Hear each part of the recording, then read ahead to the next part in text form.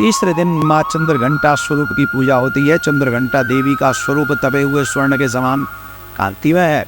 चेहरा शांत एवं सौम्य और मुख पर सूर्यमंडल की आभा छिटक रही होती है। माता के सिर पर अर्ध चंद्रमा मंदिर के घंटे के आकार में सुशोभित है, जिसके कारण माँ देवी का नाम भी चंद्रघंटा हो गया। अपने इस रूप से माता देवगण संत एवं भक्त जनों के मन को संतोष एवं प्रसन्नता प्रदान करती है। माँ चंद्रघंटा अपने प्रिय वाहन सिंह पर आरूढ़ होकर अपने 10 हाथों में खड्ग, तलवार, ढाल, गदा, पास, त्रिशूल, चक्र, धनुष से भरे हुए 10 हाथों में शस्त्र हैं और तरकस लिए हैं। मंद मंद मुस्कुरा रही हैं। वाह, सारे शस्त्र हैं फिर भी अधरों पर मुस्कान है। इस देवी की कृपा से साधकों को अलौकिक वस्तुओं के दर्शन होते हैं, दिव्य सुगंधियों का अनुभव होता है और कई तरह की ध्वनियाँ सुनाई देने लगती हैं। इन क्षणों में साधक को बहुत सावधान रहना चाहिए। इस देवी की आराधना से साधक में वीरता, निर्भयता के साथ साथ सौम्यता और विनम्रता का भी विकास होता है।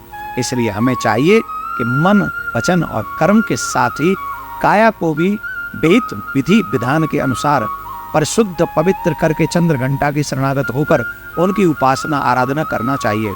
यह देवी कल्याणकारी है। माँ चंद्रघंटा की पूजा करने से जातक के सभी पाप नष्ट हो जाते हैं और जन्म जन्मांतर का डर समाप्त हो जाता है और यह जातक निर्भय बन जाता है। माँ चंद्रघंटा की कथा। देवता और असुरों के बीच लंबे समय तक युद्ध चलता रहा। असुरों का स्वामी महिषासुर था, देवताओं के स्वामी इंद्र। तो महिषासुर ने देवताओं पर विजय प्राप्त कर ली, इंद्र का सिंहासन हासिल कर लिया और स्वर्ग लोगों पर भी उसका राज्य चलने लगा। इसे देखकर सभी देवतागण परेशान हो गए और इससे समस्या से निकलने का उपाय जानने के लिए त्रिदेव ब्रह्मा विष्णु महेश के पास गए।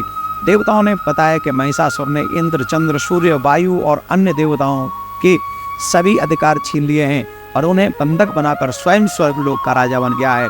देवताओं ने बताया कि महिषासुर के अत्याचार के कारण अब देवता पृथ्वी पर विचरण कर रहे हैं और वो स्वर्ग से उनके लिए स्थान नहीं बचा है।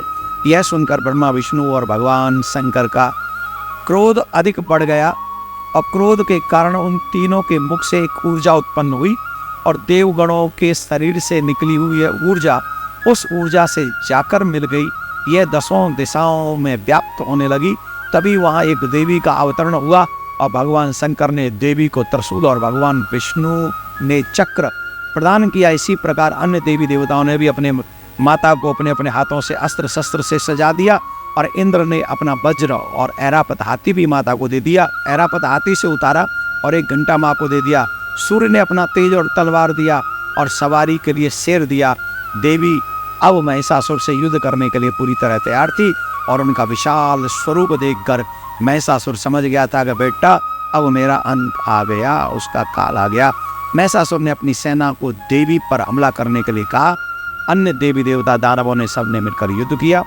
देवी ने एक ही झटके में दानवों का संहार कर दिया। इस युद्ध में महिषासुर तो मारा ही गया, साथ में अन्य बड़े बड़े दानव जो राक्षसों का माँ ने संहार कर दिया।